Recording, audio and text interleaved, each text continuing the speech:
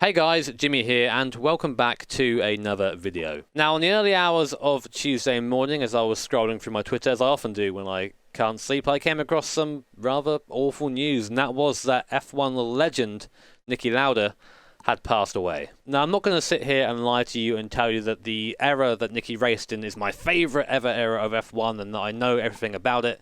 In fact, it's quite the opposite. I know very little about the mid to late 70s, early 80s era of F1. Despite that though, the story of Niki Lauda is always one that's resonated with me on a personal level. During the 1976 German Grand Prix, Niki Lauda, who was already a world champion in the previous year at that time, had a mechanical failure and suffered a horrendous accident. Niki's car veered off into the barrier at high speed and burst into flames almost instantly, and it was 50 seconds or so before Niki was actually taken out of the burning wreckage that was his Ferrari.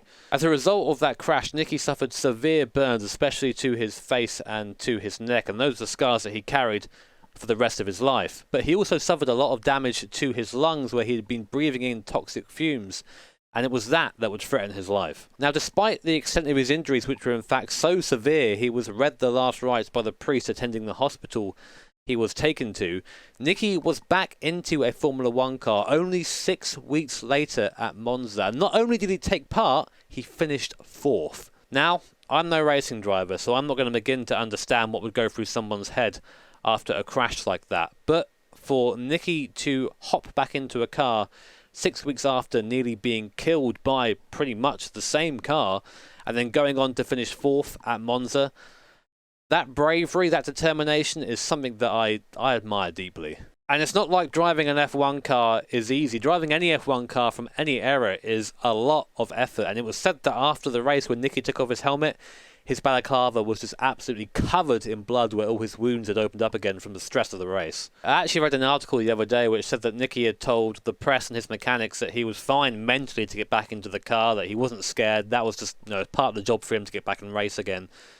But then several years later, after he had retired, he admitted to being just absolutely terrified the entire weekend and shared it with nobody. And that kind of bravery and determination, and I know those are words that will probably be used a lot in this video, is, I don't know how to describe that, but fucking hell, the balls on that guy. So to try and honour Niki Lauda in the best way I can as a degenerate sim racer, I'm going to drive his Ferrari 312T at Monza to try and recreate, of course to a far lesser extent, one of the best drives I think F1 has ever seen. So then here I am on the grid at Monza inside Niki Lauda's Ferrari 312T from 1975, his first ever championship winning car, and there go the lights and away we go, relying on those big, thick, chunky rear tyres to get us off the line. And now we go hurtling down towards T1, already up into 4th gear, 8-pattern gearbox to my right. Now I'm going to brake nice and early, a lot earlier than I usually would here, because I like to go very slow through here, and the last thing I want is to ram into somebody. Through the first chicane, nice and without incident, then smash the throttle and up through the gears once more. We've got about 500 horsepower underneath our right foot, delivered from the flat 12 engine behind us, but not a lot of torque though, which means we have to really rev this car right up to the red line to get the most power out of it. Shifting down now to the second chicane, down to 2nd gear, just holding the brake on the way in and easy on the way out. Again, a lot of power underneath my right foot, and even with those big rear tyres, the car will break away if you're not careful. Through the first Lesmo, we want to try and get the car rotating a bit on the power through there, very nice. Up to 3rd temporarily before going back down to 2nd, and again using the power just to bring the car around slightly. Trying not to slide too much, otherwise scary things like that happen, you end up going on to the grass. Up through the gears, checking my mirrors, there's a car coming to my inside. Now I'm going to have to try and outbrake them, coming down to Ascari there. Oh, they've got such a run on me there. Really late on the brakes, diving in, chop across his nose, and just about kept the place there. It wasn't really worth the theatrics. But we are through for now, but he's now going to have the run on us coming down to the Parabolica. As you can see, Monza is just one big slipstream battle. One of the reasons why it's such a fun track to drive against people on. Down the 2nd gear, try running around the outside, haven't quite got the grip to do that. Losing places doing this though, should be fighting, should be focusing on going forward. That's 1 lap at Monza done, and 4 to go. Now in the intro of this video I was very what's the word I'm looking for? I was very much focusing on Nicky's crash, and of course didn't really talk much about that. But let's go back to that year, 1976. Of course, Nicky's just had his fantastic return at Monza, finishing 4th. But what I didn't mention is in that championship, Nicky actually finished 2nd. He nearly won the championship. He lost out by only 1 point to James Hunt. And of course, you guys probably all know about that story because of the film Rush. And that's only because he didn't want to take part in the last race because it was too dangerous. And if you look back at the video, the conditions were pretty treacherous, to be fair. Yellow flag, interesting. Someone's gone off. Off on the right there, so that'll probably be a retirement as I take a bit too much curb there on the entry to the chicane. And then in the year after that, in 1977, Nicky wins the championship. So from essentially being nearly dead 1 year to winning the championship the next year, and still nearly winning the championship on the year that he did nearly die. It's just, I think it's a very good representation of the man, just those series of events. I think his last championship was in 1984 or 81, I forget which one it was. Someone will correct me, I'm sorry that it's not coming into my head right now.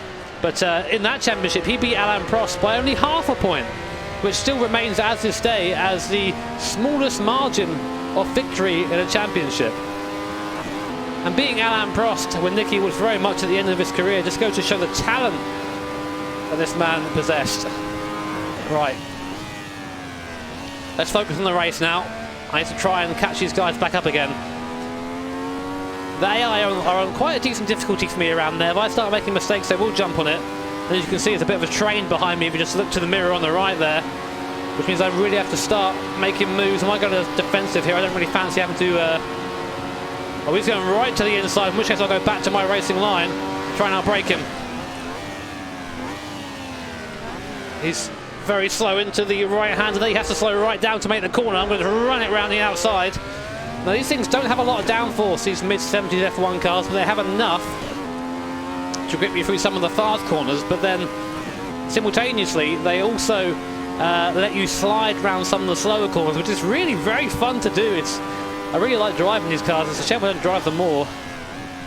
Second gear, then hold the brakes on the way in. A little bit too enthusiastic there on the way in, a bit too late on the brakes.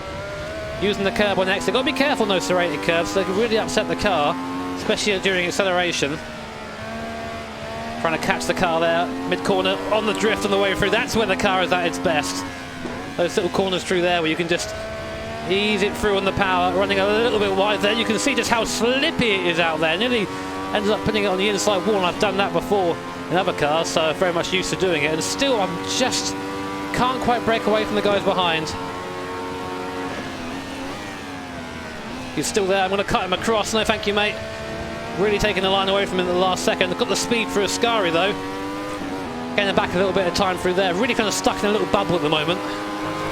Got to see if I can do anything about this. They're going to have to really rev the car out all the way up to 12,000 RPM. You can actually increase the engine limiter and get a bit more power out of it, but in the interest of being fair against the AI, I thought I'd have the same as they have. That was better. They really drove the car into the parabolic at that time and then sorted out the gearing at the mid-corner, which probably isn't the best way of doing things, but it felt a lot faster. As a result, we've got a little bit of a gap behind us now. We're struggling a bit in a straight line. 5th gear. Of course, using a full H-pattern gearbox. Only 5 gears in this thing, so the gears are fairly long. There you go. Can probably brake a tiny bit later than that, but having to go down the gears manually does extend the braking zone a little bit. And now we're right on the back of the car in front. You can get a really good view of just how big those rear tyres are. I think if you put them side by side, they'll be about as wide as the car is, which is crazy. Okay, guys are slow in front, so they're fighting now and it's slowing them both up, which means I can now get right onto the back and the long side. He's going to be on the inside though for the first Lesmo, which is the preferable line. We have to give him room. Comes back across, takes the position as he's entitled to do so. Now into Lesmo number 2. Will I get a good run out of here, I wonder? It's an okay run, but God, the guys in front, they still have so much power, it seems. They just have a different setup around here than I do. They just pull away in a straight line. Hopefully I can make some time back through Ascari, because they're putting away in a straight line, must mean they're running a bit more, a bit less downforce than I am, so I've got a bit more mid-corner grip, and you're seeing that. Whoa! Sideways there on the power. That's a bad exit. I'm going to have to stay on the toe of the guy in front and hope that the fella behind hasn't got a run on me. Up into 5th gear, top gear. Get the 2nd gear for the Parabolica. Trying to get on the power earlier. I just got on the power a bit too early there, missed the apex. So we've only got one more lap now. We're coming on to the last lap. Can we get these two guys before the end? And avoid this guy buzzing around in my mirror overtaking me. Gonna flat shift it up into 5th gear. He's going for the inside. I'm going to try and outbrake him as late as I can on the brakes. Just about got it slowed down. The guy behind dives in. And the guy in front very slow off the chicane. He's going to have the grunt though over me, so I'm going to have to try and keep him there. He's falling behind. No, he's still there. I think he's still slightly alongside, and there he goes. He's passed again. I might have to try and send it up into the 2nd chicane. Look at the wheel slightly, and we're just through, I think. No, he's still there. A little bit of contact there, tyre-to-tyre contact. And we muscle our way through. He's still there. First Lesmo, he's still there. He's still there. A bit more tyre-to-tyre contact again. He's not giving up the position, and through he goes. He comes. Oh no! Disaster!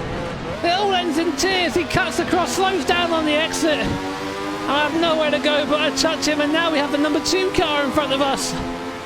Come on! We can do this. I refuse to lose that place.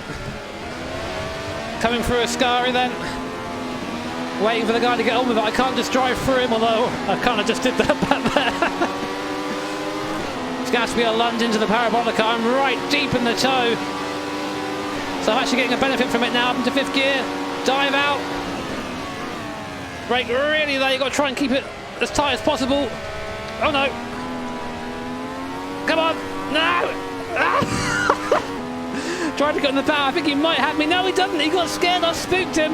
And the place is ours, just at the line. 11th place. That's probably the hardest I've fought from the 11th place for a long time. But my oh my, that car is good fun. And very, very difficult. And of course, it's nice to get an insight into what it's like to drive a car like this. And whilst sim racing, it gives you an idea. I think it doesn't really give you anywhere near the full experience, but it gives you an idea of what it would be like. And imagine driving a car like this, faster than this in fact. This is a 75 car, not a 76 car. After the 6 weeks earlier, after nearly dying, and having the confidence to push a car like that to its limit and do well. And yeah, I think I'm rambling a bit now, but honestly, that performance is one of the best performances I've ever seen in F1, I've ever heard about. And it's something that I will always remember as an F1 fan. And that determination is something that should inspire people, whether they are fans of Formula 1 or not. But guys, if you enjoyed the video, as always, do all the good stuff. Like, comment, subscribe. I think it goes without saying that Formula 1 is going to be a lesser place without Niki Lauda as a part of it. So rest easy, Niki. Take care. Have an awesome day. See you all next time.